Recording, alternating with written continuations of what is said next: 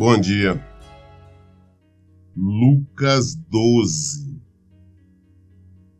Evangelho de Lucas, capítulo 12.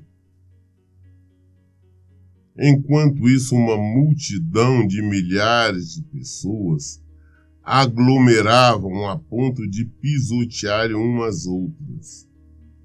Foi quando Jesus começou a ensinar primeiramente aos discípulos, prevenindo-os: acautelai-vos com fermento dos fariseus, que é a hipocrisia. Jesus, geralmente onde estava, tinha muita gente, multidão de pessoas ali atrás dele. É como se hoje fosse, por exemplo, um ídolo, um artista, naquele tumulto de pessoas. E aqui nós vemos quando Jesus estava nessa situação aqui agora, aquela multidão, as pessoas estavam até pisando uma por cima da outra, empurrando, caindo, aquele desespero. E Jesus observando aquilo. Eu tenho dito, e faço questão de lembrar, que tinha muita gente realmente que seguia Jesus, mas por vários motivos. Tinha muitos deles que nem todos os motivos eram dignos, tá? Nós encontramos ali os fariseus, os religiosos, que estavam em busca de armar uma cilada para Jesus. Pegar Jesus em alguma contradição. Pegar Jesus falando, armava de uma maneira com jogos de palavra, para que Jesus pudesse vir falar mal da lei de Moisés. Só eles teriam motivo para prender, para matá-lo. Ou falar mal de César, de Roma, aquela época que Israel vivia sob o domínio de Roma, de César, Augusto César. Então, tinha essas pessoas. Também tinha aquelas outras que o seguia por curiosidade, simplesmente curiosos, queria ver, conhecer, como sempre tem. Além de outros que estavam ali em busca de uma bênção, queria realmente um milagre, uma cura para ele, para um parente. Tinha outros que estavam ali porque queria realmente ouvir a palavra, ouvir o evangelho, ouvir Jesus pregando. Eles tinham sede, eles queriam aprender o evangelho. Além também daqueles que estavam ali querendo simplesmente alimentar, porque viram Jesus multiplicar pães e peixes, então queriam tá ali perto de Jesus, quando tiver fome ele vai nos dar pão e peixe para comer. Então tinha esse tipo de pessoas, além, é claro, quase ali a sua maioria, queriam levantar Jesus como rei de Israel, rei físico, porque o que eles entendiam de maneira errônea, que Jesus seria o rei de Israel, mas Jesus é o rei de Israel, o rei do mundo, não somente o rei de Israel. Eles queriam colocar numa posição de rei, porque a pessoa tendo um rei ali que na hora da fome multiplicava pães e peixes, ou seja, Israel jamais passaria por fome e seria milagres e mais milagres. Por isso Jesus constantemente vivia correndo, fugindo. Quando eles queriam levantá-lo o rei, ele corria. E às vezes ele fazia milagres, operava ali sinais e falava: olha, não conta para ninguém, para não ficar divulgando, exatamente para diminuir essa loucura de querer levantar o rei. Mas também tinha muitos ali que queriam, realmente, como eu disse, ouvir a palavra do Senhor. Então Jesus vendo aquela multidão, nós temos que entender que Jesus sabia todas as coisas, como ele sabe. Ele olhou, viu aquele desespero, então ele começou. Primeiro não foi na multidão, não. Primeiro a ensinar os discípulos. Ele começou a falar com os discípulos o que estava acontecendo para eles tomar cuidado. Ele disse: olha, vocês têm que tomar cuidado da cautelar do fermento do fariseu, que é hipocrisia. Ou seja, toma cuidado com o fermento dos fariseus. O que é fermento? Fermento é aquela química ali que você coloca no produto, né? Coloca no meio de uma massa para fazer um bolo, aquilo expande, aquilo faz crescer e tudo mais. É uma química que vai expandir. Então Jesus falou, toma cuidado com esse fermento aí. Toma que é a hipocrisia. O que é hipocrisia? É o ato de representar, nós falarmos uma coisa e fazermos outra. É o ato da falsidade, é a maneira das pessoas serem falsas. Como hoje nós vemos muitos. As pessoas falam que amam Jesus, mas não querem obedecer. As pessoas falam que são obedientes ao Senhor, mas não são. O interesse é outros. Isso de uma forma geral, tanto ovelha como pastores e tudo mais. Então é a hipocrisia. Só que Jesus combateu muito esta classe, ele chamava mesmo a atenção dos hipócritas, porque Jesus conhece, ele sabe os nossos pensamentos. A coisa é tão profunda que antes mesmo de nós termos ciência dos nossos pensamentos, Jesus, o Senhor já conhece tudo. Então nós podemos enganar todo mundo, só não conseguimos enganar ele. Então Jesus viu aquele monte de gente lá, sabia que todos não eram autênticos, não eram verdadeiros, chama os seus discípulos e começa primeiro a ensinar os discípulos. Lógico, tomam cuidado, né, com o fermento dos religiosos, com essa química dos religiosos, porque são hipócritas. E isso pode passar para vocês e assim vai expandindo. Versículo 2, ele diz assim, pois não existe nada escondido que não venha a ser revelado, ou oculto que não venha a ser conhecido.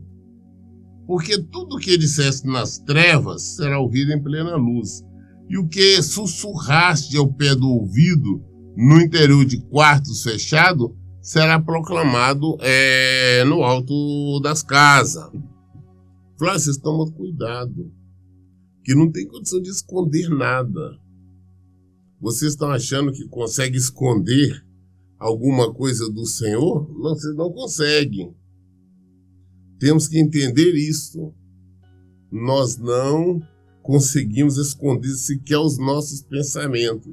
Não adianta eu estar aqui falando que Deus é bom e maravilhoso, mas o meu pensamento está em desonestidade, em roubalheira, em adultério, em fornicação, em qualquer coisa. Não adianta. Porque o Senhor conhece. Não adianta eu vender uma imagem aqui de religioso, sendo que os meus pensamentos são outros. Jesus, inclusive, chegou a comparar, certa feita, os religiosos ali, a sepulcros caiados. Porque por fora é bonito, né? Você vai no cemitério, você vê ali mármore, as pessoas colocam flores, dizeres ali na lápide, e colocam tudo aquilo, vê limpinho, bonito, mas o que tem ali dentro?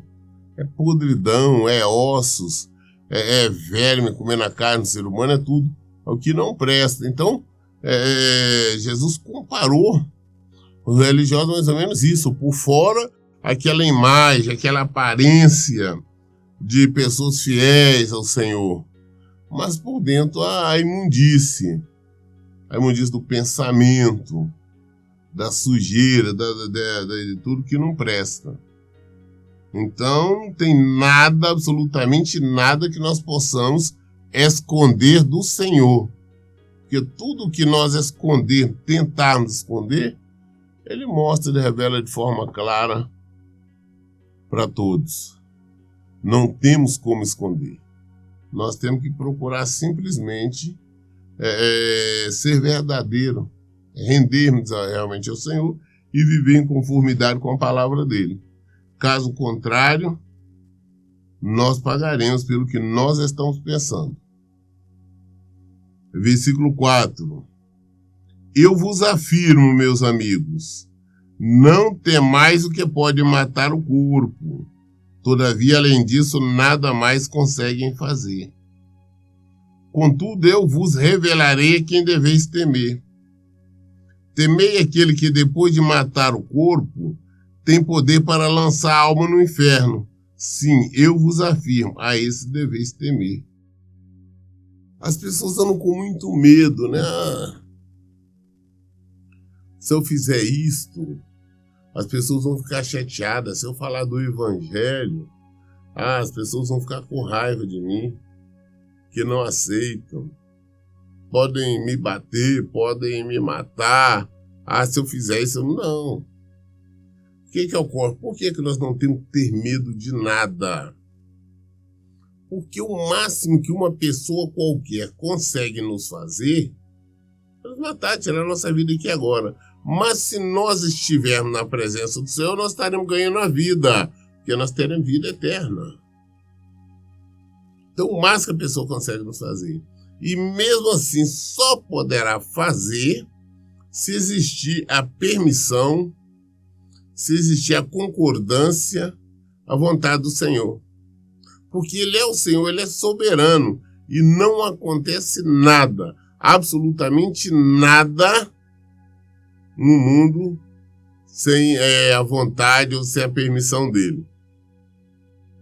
Pastor, veio uma pessoa ali, ele veio, vai me fazer mal. Ele só vai conseguir fazer alguma coisa comigo se Deus permitir. Eu estou dirigindo, veio um carro lá, pode me atropelar. Ele só vai me atropelar se Deus permitir. Se não for, o Senhor sempre nos dará livramento.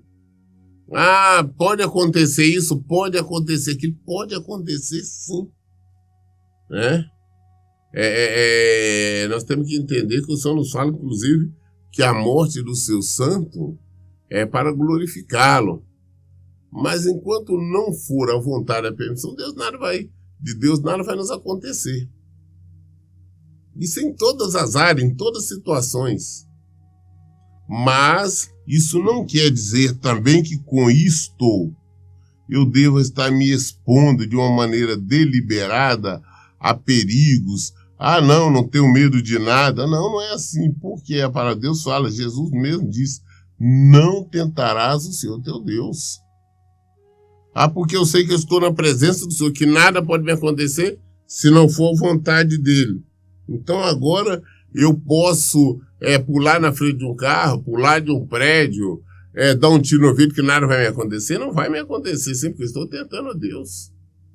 O diabo tentou fazer essa mesma jogada com Jesus. Jesus falou, não, peraí. Não, tira daquilo para baixo. Jesus falou, não tentará o seu teu Deus. Nós não podemos fazer isso, mas viver com medo não.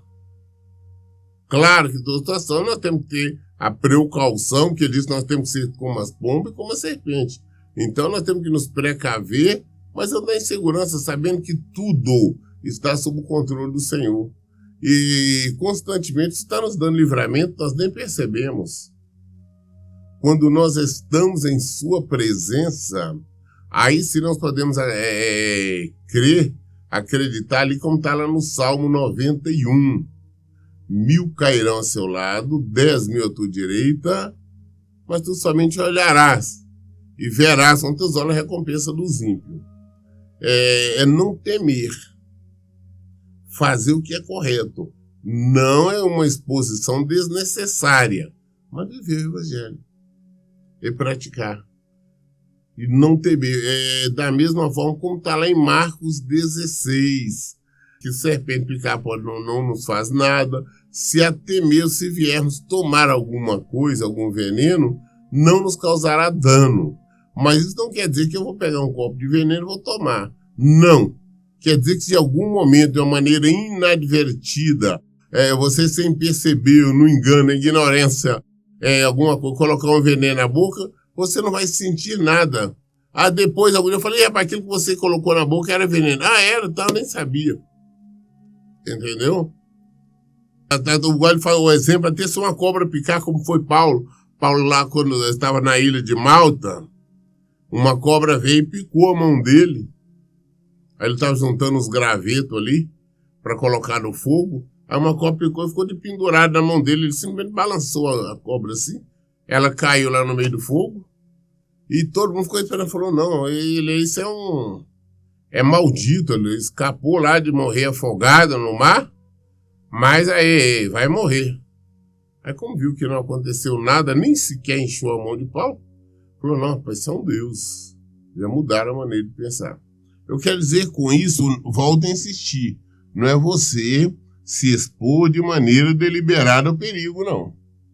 É nossa obrigação nos precaver, é nossa obrigação nos proteger, mas não temos que viver ali no medo, no terror.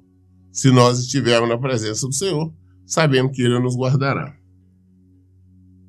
Agora nós temos que ter medo de quem? De Deus. Por quê? Deus nos mata e ainda lança nossa alma no inferno. É isso que ele está falando. Eu vos revelarei quem deveis temer. Temer é aquele que depois de matar o corpo ainda tem poder para lançar a alma no inferno. Sim, eu vos afirmo, isso deveis temer. Tem que ter medo de Deus. Tem muita gente, né? Hipocrisia. Não temer a Deus, a diferença é só respeito. Não, é temer, é ter medo. Você tem que ter medo de Deus, porque Deus pode te matar e de ainda te matar é lançar sua alma no inferno, você ir para o inferno e padecer por toda a eternidade, sofrer por toda a eternidade. É desse que nós temos que ter medo. Tem que ter medo de Deus, de ninguém mais. Saber que Deus tem um controle de tudo e que nada escapa, nada foge do seu controle. Desse nós temos medo. Agora do restante, não. É no controle de Deus. Se Ele quiser, acontece. Se Ele não quiser, não acontece. Então vamos fazer a vontade do Senhor. Saber que nós estamos debaixo da proteção dEle. Versículo 6. Não se costuma vender 5 pardais por 2 pequenas moedas? Entretanto, nenhum deles deixa de receber o cuidado de Deus. Portanto, até os fios de cabelo da vossa cabeça estão todos contados. Não temais, vale muito mais do que milhares de pardais. Nós olhamos hoje aí nas praças, nos centros urbanos, quantidade enorme de pardais ali, fica nas casas, fazendo barulho, a gente fala que praga. Aquilo não vale absolutamente nada. Só sabe fazer ninho, inclusive trazer piolho, tanto ele como pombo, mas não vale nada. Da mesma forma, você passa nas praças, você vê lotada de pombos, né?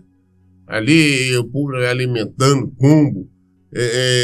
Muitos não gostam realmente dos pombos, porque eles fazem, inclusive, ninho ali, negócio do ar-condicionado das casas, né? Aqueles ar-condicionado mais antigos, né? Não nesses modernos. Ou em algum beiral de casa, e quem tem asma, né, bronquite asmática, sofre com isso. Então, o que ocorre? Para nós não vale nada. O que vale um pardal? Nada. Aqui que vale um pombo? Nada, só vale a praga, rapaz. Não vale nada. Não serve nem para você matar para comer, não serve. Mas acontece que Deus cuida deles. Eles se alimentam, eles estão ali. Deus cuida de tudo, porque Ele tem um controle de tudo. Por que existe esse bicho? Por que existe aquele inseto? Tudo é cuidado do Senhor. É o Senhor que dá alimento, o Senhor que dá sustento para todos. É Deus. Ele cuida de todos. E principalmente nós, que somos feitos com as mãos dEle, somos criatura dEle, somos feitura dEle. Será que Ele não vai cuidar? É claro que vai. É óbvio que vai. Se Ele cuida de todo o restante, Ele nos abandonaria? Não. Nós é que o abandonamos. Nós é que deixamos. Nós é que fugimos. As pessoas na hora do desespero, né? Na hora quando morre alguém, uma criança, ou acontece alguma intempérie, alguma tempestade, alguma enfermidade, acontece qualquer tragédia, as pessoas têm o hábito de perguntar onde é que está Deus, né? Aí vem os ateus questionando onde é que está o seu Deus, né? Mas onde é que está o nosso Deus? O Deus está onde nós o deixamos. Nós deixamos ele fora das nossas vidas. Essa que é a realidade.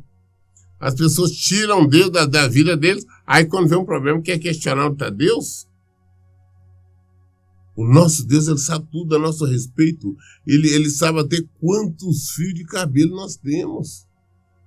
É impossível qualquer ser humano saber quantos fios de cabelo ele tem na cabeça. Mas Deus sabe de cada um.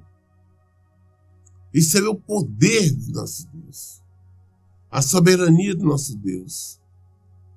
Ele sabe até cada fiozinho de cabelo que nós temos. Quantos bilhões, milhões de fios de cabelo fulano tem, eu deixei de ter. Nós não sabemos. Deus conhece nós inteiramente. Nós mesmos não nos conhecemos. Mas o Senhor nos conhece. O Senhor nos conhece. Portanto, temos que tomar muito cuidado. Não podemos pensar que nós conseguimos enganá-lo. Enganamos a todo mundo. Não, Senhor. Versículo 8. Digo-vos mais, todo aquele que me confessar diante das pessoas, também o Filho do Homem o confessará diante dos anjos de Deus. Todo aquele confessar, como é que nós confessamos? É só abrir a boca e falar que amamos Jesus, que amamos Deus? Não. A confissão verdadeira é nós vivermos o Evangelho. Nós testemunharmos sobre o Evangelho. É as pessoas ver em nós Jesus. As pessoas saber que nós realmente somos praticantes da palavra de Deus. Ver que nós realmente somos seguidores de Jesus. Nós estamos confessando Jesus. As pessoas, quando olham, falam ou pensam em nós, algo a nosso respeito, conseguem se assimilar, consegue pensar em Jesus, não aquele ali ou aquela pessoa, aquela mulher, aquele homem. Ele é um crente, ele é um cristão, ele vive a palavra de Deus. Não adianta nós propormos isso que ele não vai aceitar. Não adianta nós falarmos isso que ela não vai querer. Porque ela realmente é crente e não permite coisa errada na vida. Aí sim, nós estamos confessando. Porque eu vejo as pessoas em templos aí, ficar levantando a mão e falar, não, confesso Jesus que eu aceito como meu Salvador, mas aquilo ali é uma entrega, uma fala labial somente. Não está no coração, não vive realmente a palavra de Deus. Nós temos que viver, nós temos que praticar, nós temos que ser Jesus. Aí nós estamos confessando. E todos aqueles que vivem a palavra do Senhor, que confessa Jesus, Jesus também o confessará. No versículo 9, no entanto, o que me negar diante dos homens, será negado diante dos anjos de Deus. Como é que eu nego? Eu estou negando Jesus com minhas atitudes. Jesus disse para mim não roubar, eu roubo. Jesus disse para mim não adulterar, eu adultero. Jesus disse para mim não mentir, eu minto. Para mim não enganar, eu engano. Para mim não fazer isso, aquilo, eu faço. Estou negando Jesus. Então depois não adianta chegar diante de não, Jesus, eu falava no seu nome. Jesus, não te conheço. Jesus deu exemplo, não adianta você fazer milagre, operar sinais, né? Não, Senhor, eu operava milagres no seu nome, fazia isso, aquilo no seu nome. Jesus fala, escuta, afasta de mim porque não vos conheço. As pessoas têm que abrir os olhos a isso, porque nós temos que confessar ao Senhor com as nossas atitudes. Não adianta eu fingir uma coisa, não adianta eu ser hipócrita, não adianta eu representar uma coisa e ser outra, eu falar uma coisa e fazer outra. Jesus conhece os nossos pensamentos, Jesus conhece absolutamente tudo. Temos que compreender isto, senão nós seremos negados, como ele disse. Também eu negarei diante dos anjos de Deus. Jesus vai nos negar se nós estivermos negando aqui com as nossas atitudes. Versículo 10. Todo aquele que disser uma palavra contra o Filho do Homem será perdoado. Mas quem blasfemar contra o Espírito Santo jamais receberá perdão. O Espírito Santo é o terceiro ali na Trindade. E quando nós negamos de maneira deliberada, né, a ação do Espírito Santo, quando eu digo maneira deliberada, porque às vezes as pessoas negam por desconhecimento, por ignorância. Esse não tem condição de receber uma condenação por tal motivo. Nós temos, por exemplo, na Itália, antigamente, o Rábula, ele escrevia uma determinação num posto, colocava muito alto, onde as pessoas não conseguiriam ler. E como as pessoas não conseguiam ler, aí ele descumpria aquela ordem e era punido. Então o objetivo era a punição. Mas com Jesus não. A pessoa, se você pratica alguma coisa por desconhecimento, e não se esqueça que nós estamos falando, que o Senhor conhece os nossos pensamentos, Ele conhece tudo a nosso respeito. Mas se houve um desconhecimento verdadeiro, nós não vamos ser punidos. Mas se nós conhecemos pecando, nós vamos ser. Então, quando nós negamos uma ação do Espírito Santo, de maneira consciente, sabendo que foi, nós negarmos, nós não seremos perdoados. É o perdão impossível, tá? Por mais que depois nós possamos clamar, buscar o Senhor, falar que estamos arrependidos, não existirá o perdão. Iremos com certeza padecer por toda a eternidade. Temos que nos conscientizar disso. Temos que saber sobre isso.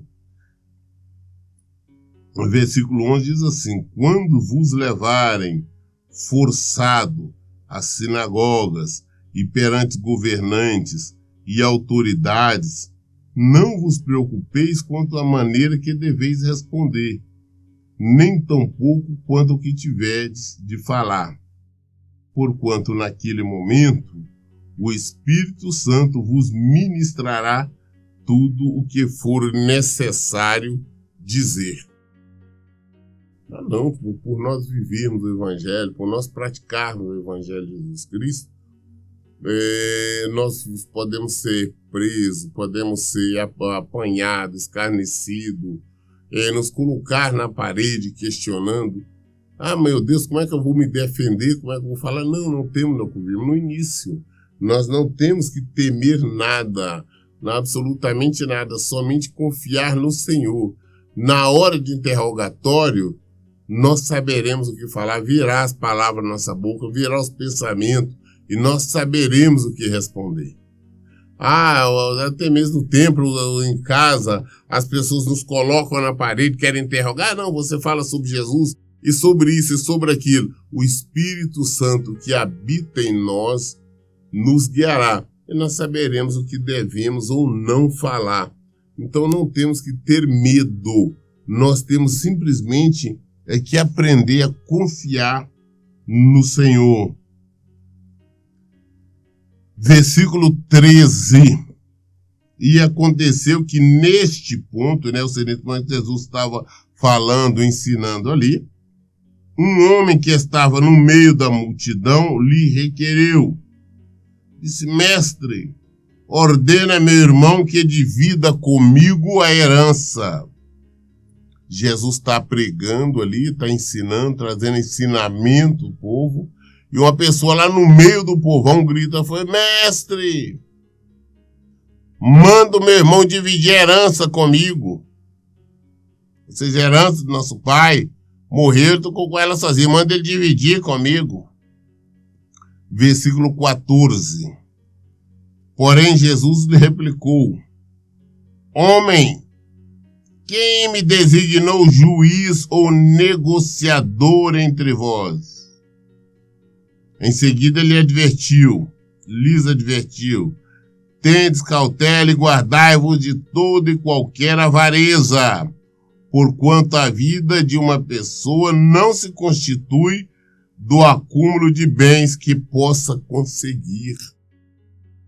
Mestre, Jesus falou: não, pai, peraí, quem me colocou como juiz, ou como negociador, como repartidor entre vós? Ou seja, esse negócio aí de dinheiro, bens materiais, não é minha praia. Eu não tenho nada com isso, não. É isso que Jesus está falando, deixou bem claro aqui. E ele não disse aqui no versículo 15, tendes cautela e guardai-vos de toda e qualquer avareza, porquanto a vida de uma pessoa não constitui de acúmulo de bênção, de bens que possa conseguir. Você acha não, porque eu tenho que ter, eu tenho que comprar, eu tenho que ser, eu tenho que cuidar da minha aposentadoria, eu tenho que fazer aquilo? Jesus disse, não tem que preocupar com isso, não. Nós não temos que preocupar, nós temos que buscar o Senhor, buscar o reino do céu e a sua justiça. As pessoas que estão muito ligadas às coisas materiais, a bens materiais, estão longe do Senhor. Jesus deixou bem claro que é impossível adorar dois deuses, porque o dinheiro é um deus. É Mamon. E outra coisa, essa pessoa aqui, esse homem, ele não está pedindo nada ilegal, não. É legal, é direito dele. A herança. Não, pastor, tem que lutar, é meu direito, é minha herança, é o que eu quero, é meu trabalho. Deus falou, não, pai, não quero saber disso, não. Não é porque é honesto, não. Se você está, a sua preocupação é coisas materiais, Jesus não está nisso. Nós lemos hoje Lucas 12, até o versículo 15. Todas as dúvidas nós esclarecemos à luz da Bíblia. Por isso, em todo o tempo, eu digo, leiam e pratiquem a Bíblia. Que Deus abençoe. Tenha um bom dia.